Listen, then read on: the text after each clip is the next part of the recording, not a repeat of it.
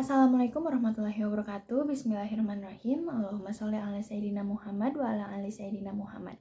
Izin memperkenalkan diri, nama aku Bunga Zahwa Isnaini Gunawan dengan NIM 12570101085 dengan tanggal rekaman ini 25 November tahun 2025 dengan judul video berlatih materi membaca Al-Quran, bab vokal dan harokat.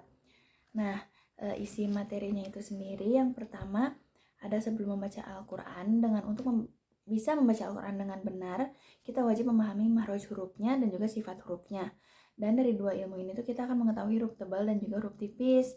Terus juga ada perbedaan huruf dalam bahasa Latin dan Arab, di mana Latin itu ada vokal dan juga ada huruf konsonan.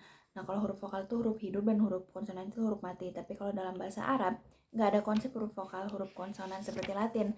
Tapi adanya huruf Arab tuh nggak bisa bunyi tanpa tanda baca yang disebut harokat.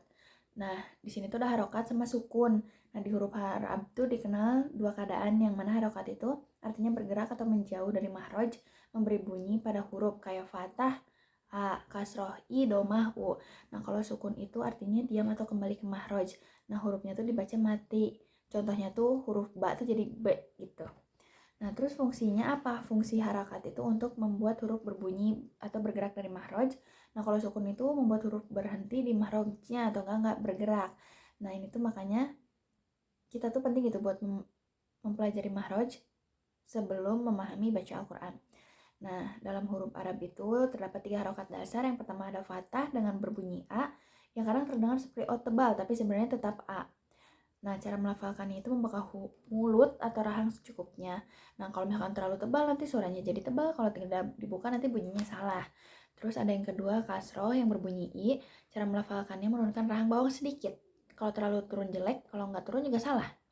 Nah, kalau domah itu berbunyi U dengan cara melafalkannya memonyongkan bibir secukupnya. Nggak perlu monyong berlebihan, tapi semua contoh vokal I, U tadi ketika dijelaskan menggunakan hamzah seperti huruf percobaan, jika huruf awal tuh diganti misalnya ba, bi, bu.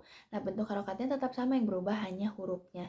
Lalu kalau sukun itu berarti huruf mati atau tanpa harokat, yang mana dibaca langsung pada mahrojnya, dan ada huruf yang ketika sukun tetap mengeluarkan suara khas, misalnya ba, ta, sin, dan lain-lain.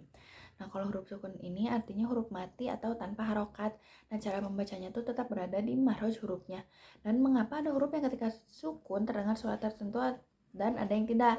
Nah, itu tuh tergantung sifat hurufnya yang akan dijelaskan pada pelajaran sifat-sifat huruf.